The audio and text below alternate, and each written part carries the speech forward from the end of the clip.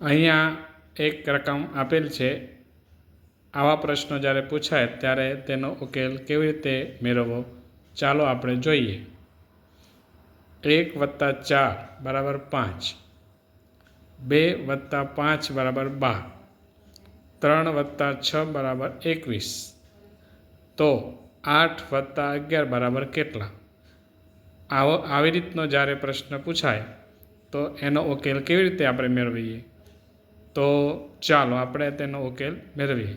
આવી રીતની જ્યારે રકમ હોય ત્યારે 1 + 4 એટલે 5, 5 અહીંયા મૂકીને 5 + 2 + 5 એટલે 12, 12 અહીંયા મૂકીએ 12 + 3 + 6 = 21, 21 + 8 + 11 = 40, તો આનો ઉકેલ મળશે 8 + 11 = 40।